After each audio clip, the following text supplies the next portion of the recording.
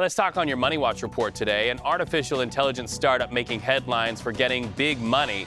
ChatGPT competitor Anthropic getting a big cash investment from Amazon to the tune of $4 billion. That brings Amazon's total investment, if you're keeping track, to $8 billion in this startup. So we have about that many questions as well. CBS News contributor J.D. Durkin live now from New York. All right, so J.D., Amazon obviously sees good reason to put this much cash on the line. What do you think it is? Well, Reed, I think there's a few reasons. I mean, my friend Dan Ives over at Woodbush, he's one of the senior Wall Street tech analysts, and he continues to make the argument to say we're only in the second or third inning of where we're going to be in terms of total AI advancement and opportunity. And what we've seen over the last 18 months or so, Reed, has been this remarkable race from the big tech giants to prove that they are positioned today and in the future for AI. So in the case of this ongoing strategic partnership between Amazon and Anthropic, that means Amazon today clearly communicating to investors and to tech people around the world that not only was the first $4 billion part of that partnership, they're willing to basically double it here now. And there's other parts of the relationship they have already, right? Amazon AWS is already the exclusive proud provider for Anthropic. Amazon will continue to maintain its position as a minority investor. And the company's also gotten a cool $500 million from Alphabet. So I think what you're seeing is a lot of the big tech players saying, hey, we don't just want Microsoft to be the beneficiary of the ChatGPT momentum and their $10 billion investment. We all want our slices of the AI pie as well. Shares of Amazon not really moving much on this news, but of course, AI is the splashy thing. It's what all the companies are talking about, and that'll be the case in 2025. That's what all the cool kids in tech are doing right now. Okay, so from Amazon big money investments to Amazon Black Friday and what will be my tiny investment on the app. I know it's also a big week, and we're seeing those early deals come up even before Black Friday. Talk to us about how this is going to affect things from your point of view from a money stance.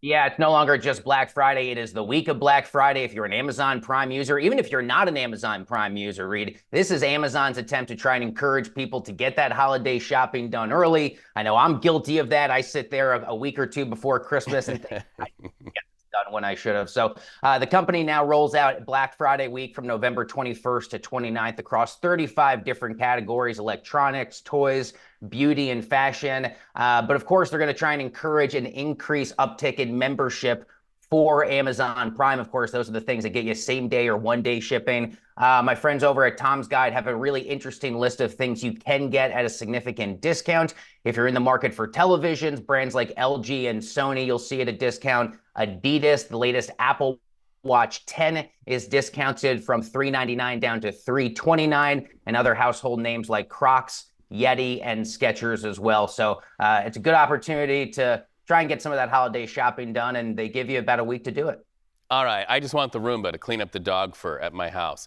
So I have one quick question. All you have to do is give me a one-word answer, and then I have a follow-up question. The first quick question: Wicked or Gladiator for you? Gladiator. Gladiator for you. Okay, so let's talk about that. A lot of people are saying it's the Glicked Weekend, sort of in the spirit of Barbenheimer for big box office money this weekend. Last year, a lot of people thought the ladies would go see Barbie, the guys would go see Oppenheimer. Are we seeing that sort of dynamic, and do we expect the big money turnarounds for the same strategy? Yeah, we may. I mean, it's funny, too. People are trying to figure out the portmanteau of choice. Glicked is one. There have been a whole bunch of others. Nothing quite rolls off the tongue, I think, the way that Barbenheimer did. But if you're either of these major motion picture studios, in this case, Universal and Paramount, for Wicked and Gladiator 2, respectively, Reed, you are hoping for the success of what we had in the summer of 2023. This is the $2.3 billion question. That was the box office success that we saw from last year. One Fandango survey said that 65% of respondents said they would be interested in a double feature, show up to the movie theater and see both of these films back to back. But either way, Reed, this is an industry that badly needs a shot in the arm. We are significantly a far way away from those pre-COVID in-person movie theater attendance figures we had back in 2018, 2019. So it is certainly competition between Universal and Paramount, but like we saw last year with the Barbenheimer phenomenon, maybe a bit more of a friendly competition where a rising tide lifts all boats. Yeah, you make me think. Glicked, if you did Wicked and Gladiator the other way, it would be Glicked or something else, or Gladiated. Anyway, let's talk about booking early. You know, I was on Fandango.com earlier trying to get a seat for one of the shows to take my kids to tonight. They are all pre-booked. Tell us about how that could stimulate an online market for tickets.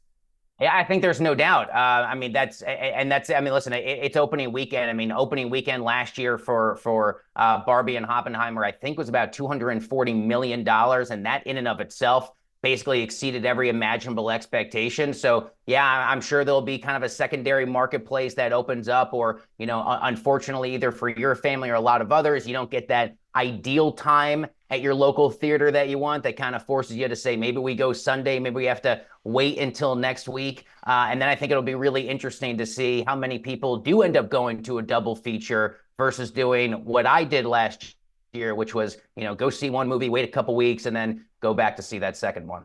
That's right. Well, for anybody who is watching this segment right now, anybody who loves me in my life, look behind JD and see that cool vintage RCA microphone. If you're shopping for me leading up to Black Friday, that is what I want. That's some rock star energy. JD, it's always nice to talk to you. Thank you so much. You go see Gladiator. I'll see Wicked. We'll meet on Monday and talk about what we thought.